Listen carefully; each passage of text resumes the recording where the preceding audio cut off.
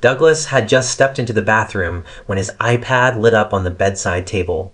A Snapchat notification popped up. Aurora, what mushy message did she send you today?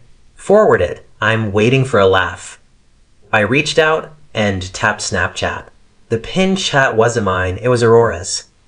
At the top of the chat window was a screenshot of the message I'd sent Douglas that afternoon. Me, a kid at the kindergarten told me I have a pretty smile today, and my first thought was to tell you. Below it was Douglas's added comment when he forwarded it to Aurora. Douglas, she's like this every day, has to report every little mundane thing. Aurora, does she have no friends or something? Douglas, pretty much. All kindergarten teachers are the same, simple-minded. I sat on the edge of the bed, my fingers sliding further down the screen. There was a selfie I'd sent Douglas, wearing a pink apron, flowers smudged on my face, taken while I was making him a birthday cake. I had asked him at the time, Douglas, don't I look like the perfect wife? Douglas had sent the photo to Aurora. Douglas, it's an absolute aesthetic disaster. Aurora, then how do you manage to kiss her? Douglas, doesn't matter, it's all the same with the lights off. My fingertips started to tingle. The sound of water in the bathroom stopped. I immediately turned off the iPad and placed it back on the bedside table. The door opened and Douglas came out, drying his hair, a towel wrapped around his waist. He walked over, hugged me from behind, and rested his chin on my shoulder. Alice, is it your ovulation period today? His hand wrapped around my waist, wandering, and he kissed my earlobe. I instinctively recoiled. Douglas paused. What's wrong? I leaned down to pick up his pajamas from the bed, then walked around him to the dressing table. I'm tired. We had an event at the kindergarten today. Douglas stared at me for 2 seconds, then didn't ask again. He went straight to bed, turned off the lamp on his side, and started playing on his phone, his back to me. I also got into bed and lay on the other side, listening to his breathing gradually deepen. At 1 a.m., I got up. I gently pulled the iPad from under his pillow, then carefully got out of bed and went to the living room. I sat on the sofa, opened that chat window, and scrolled from the very beginning. The timeline started 1.5 years ago, when Douglas and I weren't married yet. He had just switched to his current company, was under a lot of pressure, and worked overtime every day. I brought him meals daily, waited for him downstairs, and stayed up with him as he worked on projects. He had screenshotted my message, "Don't work too hard, I made you some soup," and sent it to Aurora. Douglas, she's so boring, never says anything else. Aurora, still pretty suitable for marriage, at least she's low maintenance. Douglas, yeah, stable. So he married me for stability, not love. I kept scrolling. The first time I tried on my wedding dress, I asked him if it looked good. He replied, "Beautiful, Alice, you're the prettiest." Then he immediately forwarded it to Aurora. Douglas, the studio's photo editing is brutal. Aurora, even with the edits, Alice looks pretty ordinary. How did you settle for her? Douglas, I was at a low point back then, and she stuck by me, so I just settled. I stared at the word settled, my stomach cramping. I clicked on the photo attachment. Inside were private bedroom photos I'd sent him, not meant for anyone else to see. I had sent them to Douglas, out of complete trust. But he forwarded them to Aurora. Aurora, that's quite a figure. You must be enjoying yourself. Douglas, come on, it's nowhere near yours. I screenshotted every single chat record, one by one, and sent them to my email. My hands were shaking, but I didn't stop. At 4 a.m., I returned to the bedroom and put the iPad back in its original place. Douglas rolled over and mumbled something. Alice, why aren't you sleeping yet? I didn't answer, just stood by the bed, looking at him coldly. He didn't wake up. I lay back down, my eyes open until morning. The next morning, Douglas sat at the dining table eating breakfast as usual. I fried eggs and toasted bread. When I placed the plate in front of him, he looked up at me. "What's wrong with you today? You seem like you're in a bad mood." My hand paused as I poured milk. Before every morning, I would smile and say to him, "Good morning, hope you have a happy day." He would never say anything else, just a simple. But that would make my whole day happy. I pushed the milk mug toward him. Nothing. Douglas took a bite of toast. "It's early in the morning. What's got into you? Why are you sulking?" I sat opposite him and took a sip of milk. "I'm not sulking. I'm in a perfectly good mood." He put down his mug. "Alice, you've been off since last night. Tell me, how did I offend you?" I looked up. "You're the one who's off, paying attention to my little moods now." Douglas frowned. "Don't be so snarky. Just tell me what's wrong." I placed my phone on the table. It showed the first screenshot I'd taken last night. The message I sent him. "A kid complimented my smile today, and I wanted to tell you." Below it, his reply to Aurora. "She's like this every day, has to report every little mundane thing." Douglas's expression froze for a moment, then suddenly darkened. "You dared to go through my phone without permission?" I said, "How do you explain this?" "I'm asking you, how dare you snoop through my chat records on your own initiative?" I let out a cold laugh. "I was looking at your iPad.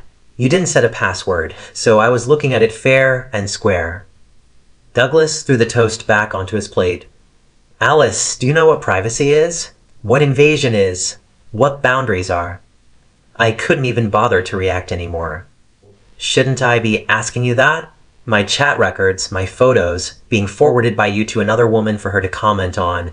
What do you call that kind of behavior?" Douglas stood up, his chair scraping back a few inches. "Don't try to change the subject. It's your own fault for being nosy. If you hadn't secretly looked, you wouldn't have known, and then none of this would be happening, would it?" Douglas reached for my phone. I took a step back and put my phone back in my bag. "Don't touch it." Douglas's hand stopped midair. "Alice, you look really awful right now." I looked at him. "However awful I look, it's not as awful as what you did." He tugged at his tie. I just casually vented a bit. "Do you have to make such a big deal out of it? Are my private photos venting too?" Douglas was silent for a second. Then he said, "If you bring this up to argue, you'll only be embarrassing yourself." I didn't say anything else, because I realized he wasn't unaware that he was hurting me. He just thought I wasn't even worthy of being angry. After that, we gave each other the silent treatment for 3 days. I never shared any more of my daily life with him. That evening, Douglas came home from work, carrying a paper bag. I was sitting on the sofa, preparing my lessons. He tossed the paper bag in front of me. "I bought this for you." I opened it. Inside was a scarf, a discount item from the mall, with the tag still on. $199. I had once admired a cashmere scarf, over $800, and he said it wasn't necessary. Why were some things so expensive to work at a kindergarten? The kids will just get it dirty. But in his chat records with Aurora, I saw he'd bought her a perfume that cost over $3,000. Aurora had asked, "Won't Alice get angry if she finds out?" Douglas replied, "She wouldn't understand these things." I put the scarf back in the paper bag. "Return it." Douglas's action of unbuttoning his cuffs paused. "Alice, don't be so dramatic. I buy you something and you give me attitude? Adults should know when to stop." I closed my lesson planner. "So, what do you consider stopping?" He sat opposite me, his expression showing a hint of impatience. "You're too clingy usually. What's wrong with me complaining to a friend?" I looked at him. "Then how would you feel if I sent videos of you picking your nose, crying after failing a promotion, and kneeling in the bathroom throwing up and having diarrhea when drunk to my male colleagues for their enjoyment?" Douglas's face completely darkened. "You wouldn't dare." I said, "So, you know it's not okay." He picked up the glass of water on the table and took a sip. Alice, whether you get over this or not, it is what it is. What you're saying now is pointless. Are we just not going to live our lives anymore? I was extremely calm. Yes, we're not. Douglas, however, scoffed coldly and turned to walk back into the bedroom. Before he forcefully slammed the door shut, a sentence leaked out from inside. She's completely crazy, utterly unreasonable. The next afternoon, just after I'd finished giving the children their snacks, my phone vibrated in my apron pocket. It was a friend request notification. Alice, it's Aurora. I wanted to talk. I hesitated for a few seconds, then accepted. She quickly sent her first message. Aurora, Alice, don't misunderstand Douglas and me. We're just chat buddies. I didn't reply. She sent another. Aurora, I don't know why he would send me your chats. Maybe he just sees me as a friend. Aurora, men, most of them just like to talk big. Aurora, Douglas told me he really likes your innocence, even if you're a bit dull and unromantic. Aurora, honestly, I'm quite envious of you. Your qualities are pretty average, but you still managed to marry such an excellent man. I stood by the classroom's back door. The children were napping, and the air conditioner vent hummed softly. I typed. Me, are you messaging me just to say all this? Aurora replied instantly. Aurora, no, not really. I just wanted to explain everything clearly. Please don't argue with him, because of me. His project is very crucial right now, and his emotions can't be affected. Me, and what standing do you have to manage my husband's emotions? Me, also, if my qualities are average and I married an excellent man, why can't you? Is it because you're even worse than me? There was a half-minute pause from the other side. The chat window continuously showed typing.